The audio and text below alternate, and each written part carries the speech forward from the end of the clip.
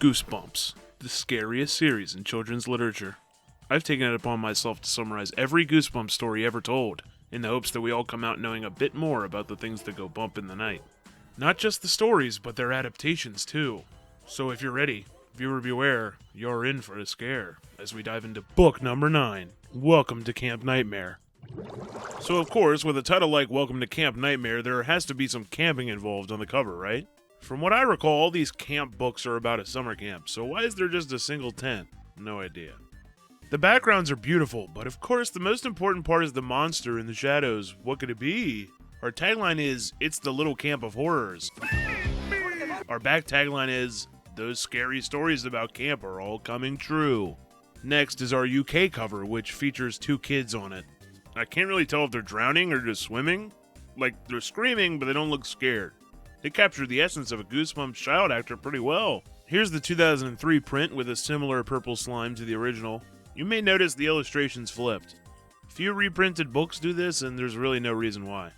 Lastly is our classic reprint from 2010. Dorman's version clearly mimics the original, but everything's just bigger. The tent is huge, the monster looks like where the wild things are. The bonus features are back too. No splat stats this time, but we get some snake facts and a few other goofy camp-related things. We have 2 collections this time. First is the Fright Light edition. Just like the monster editions, this collects 3 books, all 3 of which revolve around camping. You'll notice this gap here at the top. Originally, this book came with a little flashlight, hence the name Fright Light, where you could stay up at night reading these scary stories at your own summer camp. I don't feel like spending an extra $40 on a working copy, at least not yet. And last is the slightly less interesting Campfire collection. The same monster from the original cover is on here, and this collection has Curse of Camp Cold Lake instead of Jelly Jam. Yes, the OG series has 4 camping books. Even I was forced into a summer camp in 6th grade. It happens. Enough reminiscing. Time for the summary. Billy is just your average Goosebumps boy on his way to Camp Nightmoon. Stuck on the bus, there's 18 boys and 4 girls. A chubby boy named Mike is sitting next to him, and he doesn't talk much. This is the first time either of them have gone to a camp, which makes sense. That's around when I had to go. The only other boys Billy knows are Colin, who acts stoic and wears a Rambo bandana, and Jay, one of those obnoxious jock-type dudes that horse around trying to impress girls with his muscles. Most of the rest of this chapter is dedicated to Jay harassing girls, and then they finally arrive. When the bus driver turns around, he's a monster with red eyes and huge fangs. Except, of course, that's not true. He's just wearing a mask. How funny. He opens the doors and lets the kids out onto this concrete platform surrounded by miles of what seems to be a desert. Mike's freaking out and the driver won't answer any questions. After the driver silently unloads their luggage, Billy tries to find out what's going on, but the driver just jumps in the bus and goes away. As if this wasn't stressful enough, here come the killer animals. The kids all huddle together in fear as a group of 3-foot-tall, red-furred creatures roll in, standing on their hind legs. They have silver claws and start climbing onto the platform with no fear. The kids even try to throw some rocks at them, but it doesn't work. It's all over. Billy closes his eyes, expecting the worst, and then gunshots, and the animals run away. All the kids start laughing, except for Billy and Mike, who are just confused more than anything. The man with the rifle is Uncle Al, a big, nearly bald man who happens to be the camp director. He tells everybody to get in another bus and doesn't explain anything. I'd love to know what these animals even were, but Al is just as quiet as the bus driver. Funny enough, the ride to the camp is less than 5 minutes away. That first driver was a real asshole. The girls are dropped off first, and then they reach the boys' camp, where a couple counselors are starting to have a cookout. Mike and Billy are starving. Welcome to Camp Nightmoon, boys.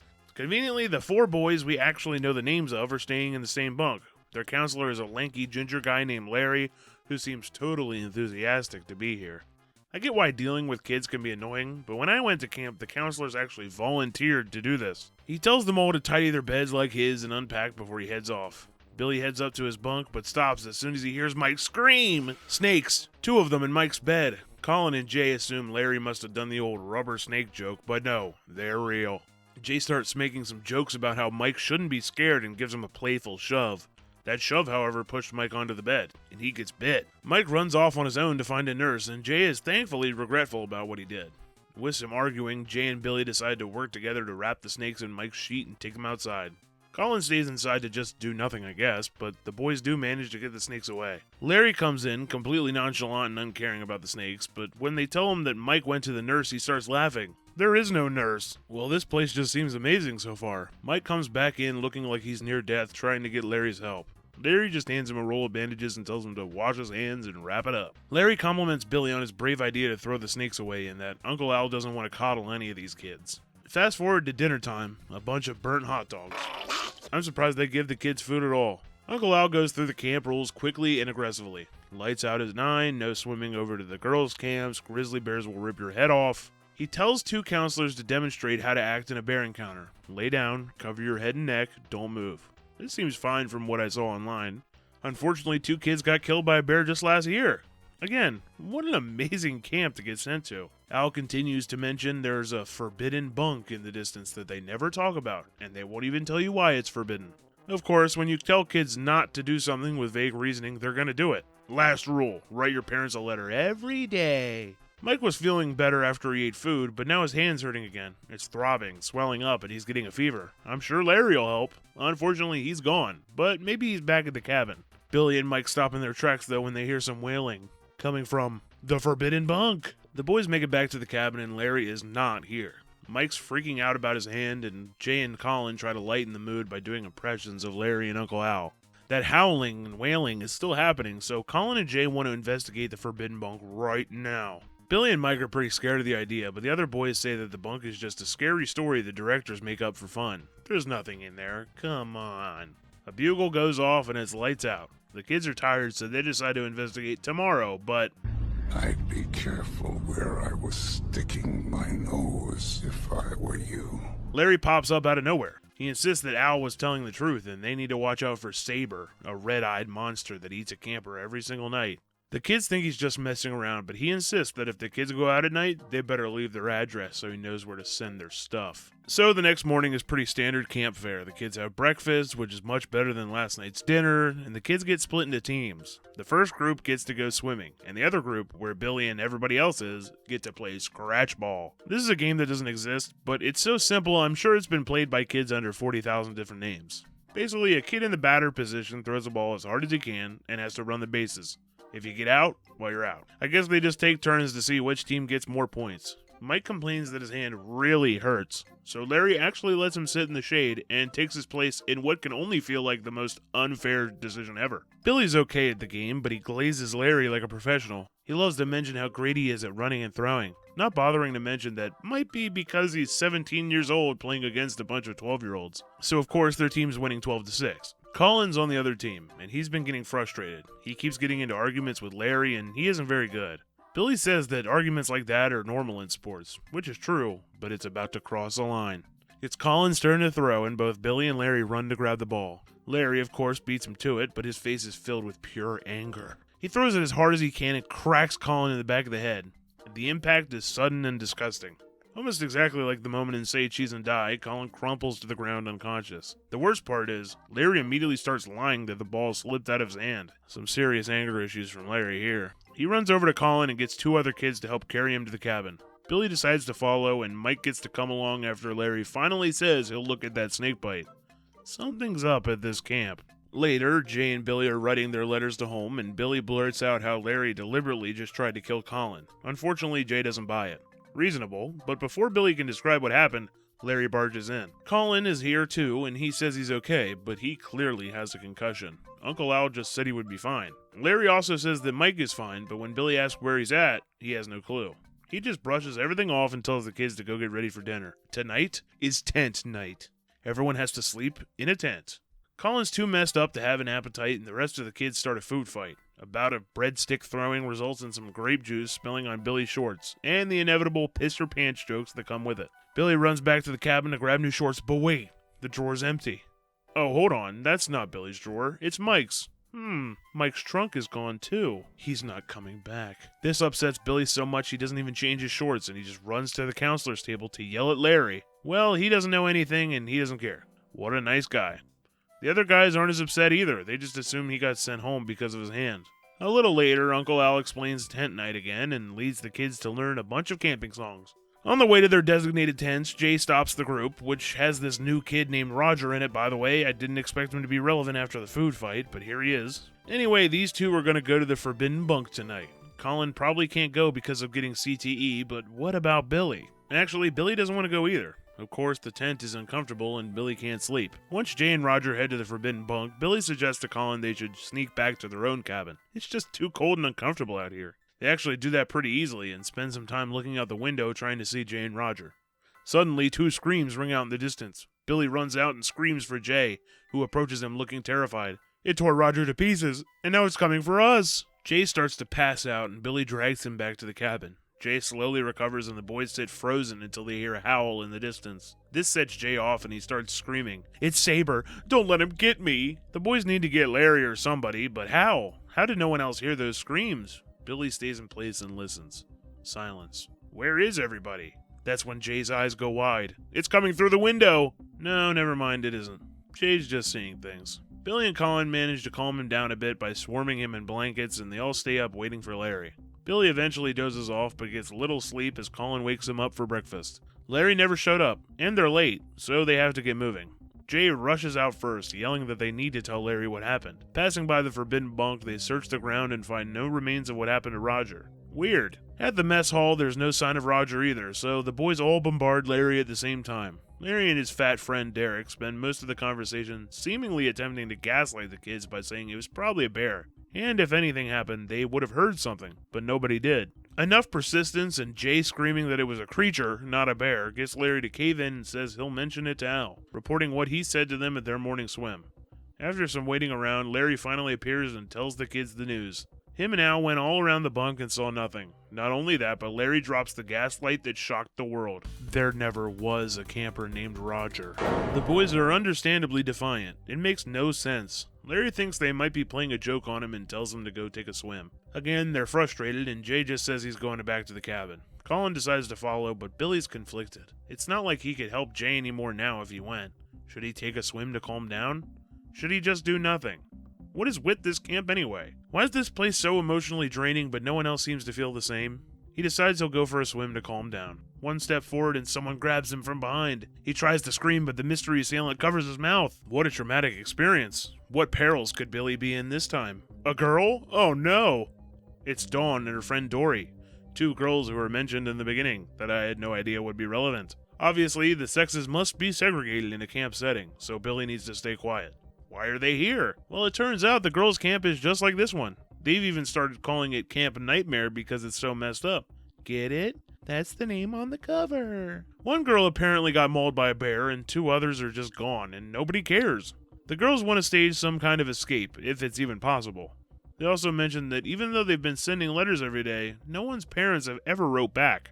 Visitors' Day is next week, but can they survive that long? As a whistle starts to gather the kids back to shore, the girls say they'll meet again in 2 days, and they should get a bigger group to hatch a plan. Heading back, Billy gets another plan. Apparently, there's a single payphone the campers can use. He can call his parents and ask them to take all of our main characters home on Visitors' Day. Great idea! Billy practically skips with joy towards the phone, and when he gets there, it's fake. It's just a piece of plastic. Terrified of the thought of the camp not wanting kids to call home, Billy turns around, bumping right into Uncle Al. Al confirms that somebody set this phone up as a joke, and there is already a rule, no calling home. He tells Billy that if he's homesick, he should write a nice letter to his parents. Billy agrees, solely just to try and get Al to go away. Al asks Billy when his canoe trip is, which is news to even Billy himself. Al finds it in his papers that it's tomorrow, and once Billy gets a few miles down, the rapids are going to be real fun. Is this the safest camp ever or what? Going back to the cabin, Billy tells the other guys all about what the girls said. An interesting yet scary idea. They all decide to write letters telling their parents, "Please take me home on Visitors' Day, this place is scary." Billy mentions the canoe ride, which the other 2 didn't know about. What they did know about is a 3-mile hike after lunch. Another thing Billy is out of the loop on, huh? A counselor named Frank is leading the group on the hike, so maybe Billy just wasn't allowed in. He should go ask. Billy writes his letter with immense detail, trying to hide it when Larry arrives. He decides he just doesn't trust Larry, and that's valid. He went on my shit list as soon as he knocked the brain matter out of Colin's noggin. Larry mentions how he heard Jay and Colin are going on the hike. Lucky guys, he says. Billy's like, what about me? Can I go? Not today. Care to elaborate, Larry? No. Lunch is cold, nasty, cardboard pizza, and Billy's not hungry. Frank comes to take Jay and Colin away. Apparently the hike is dangerous. Only 2 kids at a time. Only 2? I don't trust that for a second. After sitting in silence for a bit, Larry comes to tell Billy about another event he never knew was happening. A tennis tournament. For the sake of Bunk 4, Billy, you must bring out your inner Carlos Alcaraz and defend our honor. Well, he murders a little kid in the first match and gets blown out in the second. What can you do? A quick swim in the lake, a change of clothes, and it's time for dinner. Billy finishes his letter and starts taking it out to be mailed. Still no sign of Jay and Colin. Billy gets to the office and the lady who usually collects their mail is gone. Place is totally empty. He spots the mailbag in the back and decides to shove it in there. That's when the letters start spilling out. Every single letter shoved in this bag. None were ever sent. What the hell's going on around here? Billy goes to the mess hall and eats his nasty dinner before asking Larry where Frank, Jay, and Colin are. Well, of course, he has no clue, and he doesn't care. Larry does mention the canoe trip is right after breakfast tomorrow, which Billy almost forgot about. He trudges back to the cabin and sees it's not actually empty. Jay and Colin are back!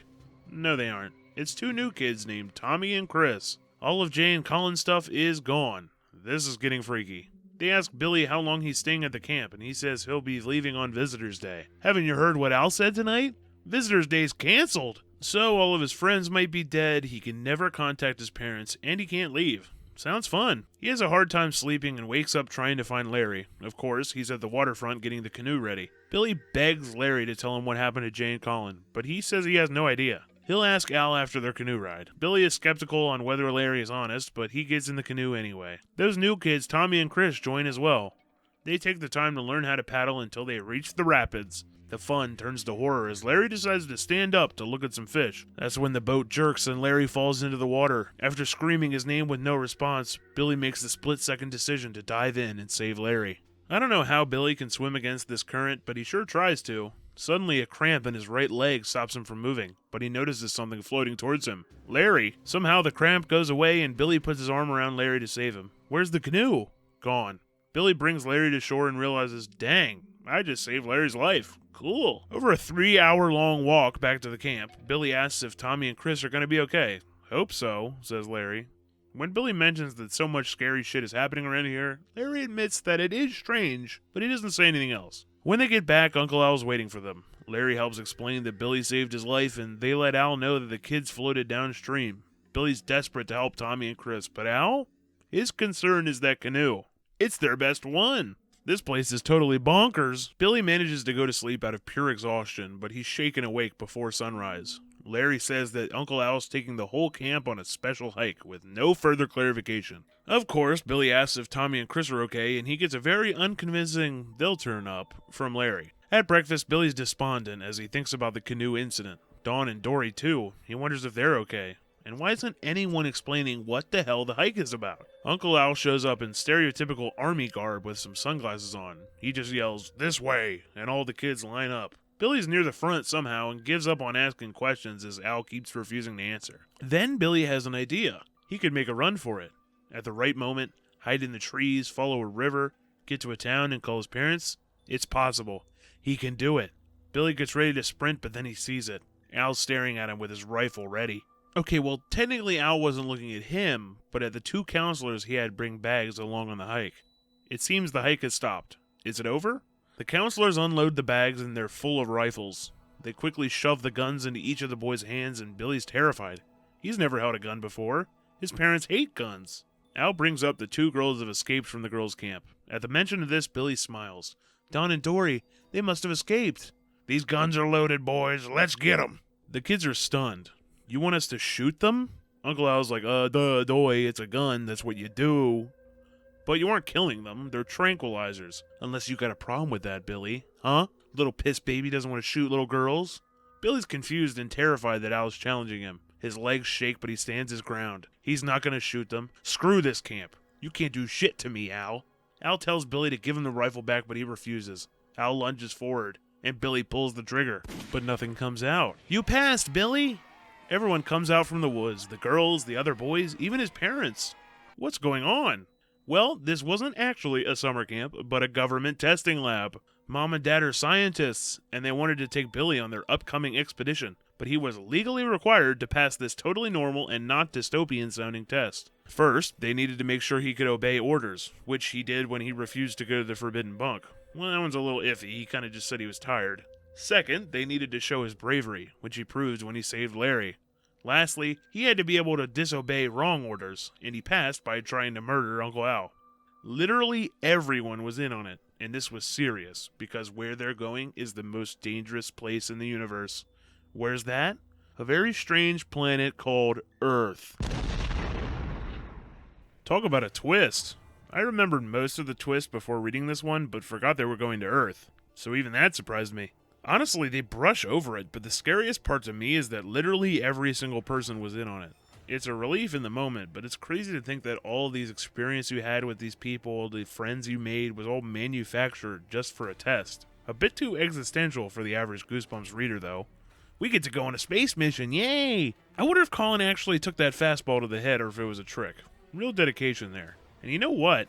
They never said what those weird animals were that tried to attack the kids at the beginning. Red things with sharp teeth that stand on their hind legs and aren't scared of people? Maybe some rabid foxes. This isn't Earth, but they have basically the same wildlife. Man, who knows?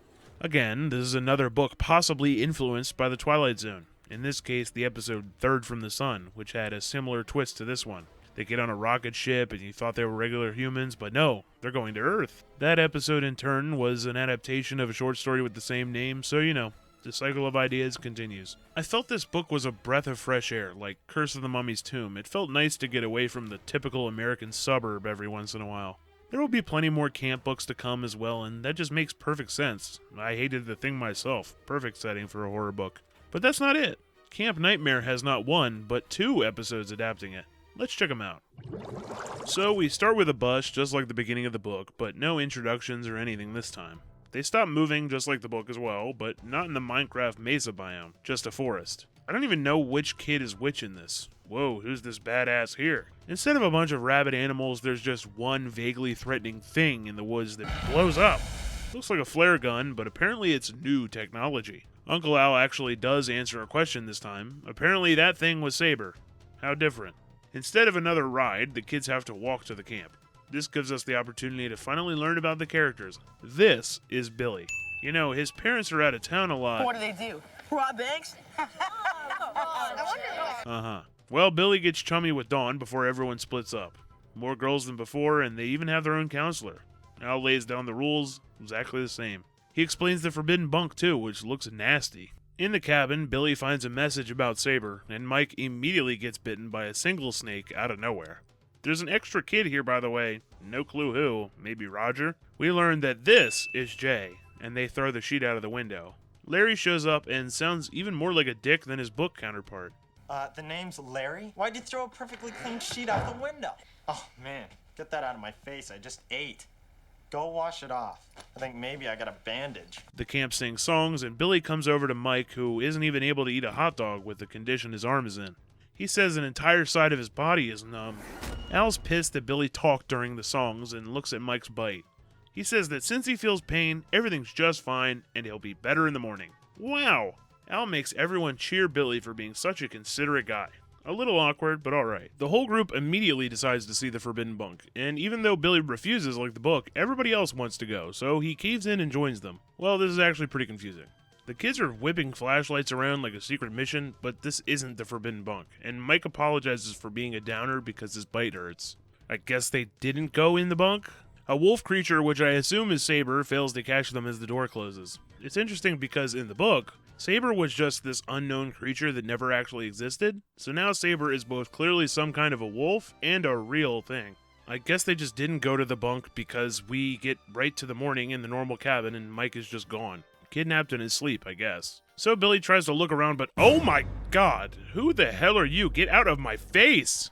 Larry sent whoever this creep is to tell the kids to get going to breakfast. Of course, like the book, Billy tells Larry about Mike, and he is just insufferable. The other boys rationalize it like the book, and then Larry tells them to get their faces out of their balls and play some baseball.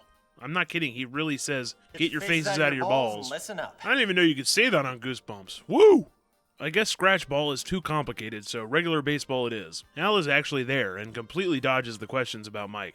Just have fun, Billy, who cares if he's dead? Al's actually got this funny relationship with Larry where he calls him out on his BS. Like here, when Larry tries to call out, but Al says that he's safe. Larry is, in fact, a whiny little bitch. I guess the kid in the bandana is Colin, similar to his Rambo headband in the book. Because on the next play, this is when Larry just nails the back of his head with the ball. Damn, are these helmets made out of paper? Al says it's not Larry's fault, and yeah, Colin's just fine. Yeah, look at him. Definitely no brain damage there. That must make this last kid Roger. He stole Jay's funny bone because he keeps making bad jokes, usually just fat-shaming Mike. Al tells Billy to go take Colin and set up tents because it is survival night.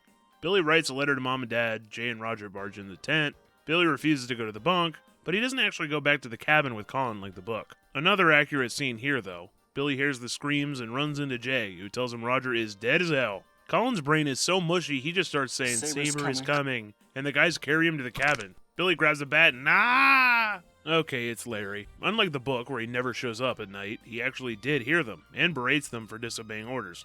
He even kicks Colin in the head like he didn't have enough brain damage already. Larry leaves to go rat on them, and the kids take turns watching the door, which goes well, I guess, because nothing happens. Billy's actually pretty defiant and demands Larry let him talk to Uncle Al. Well, unfortunately, Larry has the power around here, so he just tells them to get ready to go swimming. Billy runs off to do the calling his parents bit, and Al actually says he was the one who put the prop up in this version. Billy asks about Roger, and this is when we get our "there was never a camper named Roger" bit, which is even weird because he was there from the beginning. I guess they aren't swimming, but it's time for the canoe ride. This is obviously completely different from the book. No Tommy or Chris, Jay and Colin just fall in at the same time and start drowning instead of Larry. Larry also awkwardly pushes Billy in, even though he already decided to save the other two, and he just leaves. Billy doesn't even save either of them, they're just dead. Wouldn't this be unbelievably traumatizing? Obviously we know the twist, but at this point he just watched two of his friends die, and saw Larry leave him to die as well. This is insane. And the directors must have known what I was talking about, because I love the cinematography and sound design for this small section here.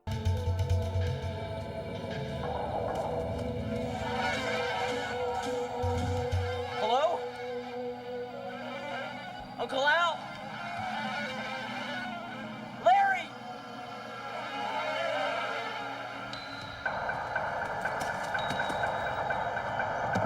Billy's losing his damn mind.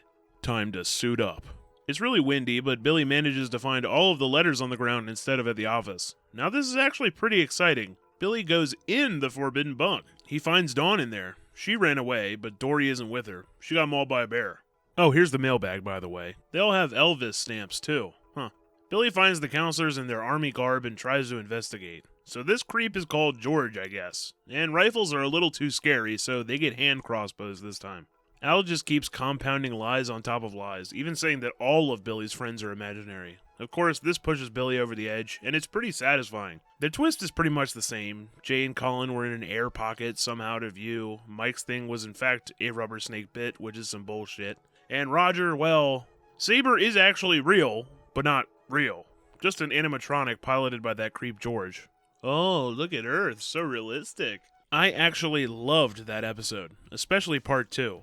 There's a bit of me that wishes Saber was more mysterious and imaginary like the book and its cover, but the animatronic is pretty cool. The scenes after Billy starts losing it are great, and his defiance against Uncle Al feels satisfying, even if you know the twist. They really made Larry the worst guy on Earth, or I guess whatever planet this is supposed to be. There's of course a bit cut and changed, but most of the key plot points stayed really close to the book. Granted, it has 2 episodes to work with, but it honestly got more across than something like Welcome to Dead House. All in all, Welcome to Camp Nightmare is fantastic, and because the twist is so ingrained into the rest of the story, another camp book can come along, be a scary story that just actually happens at a normal camp, and not feel like a rehash. This might honestly be my favorite book yet. Just great all around. Thank you so much for watching, and if you enjoyed, please like and subscribe.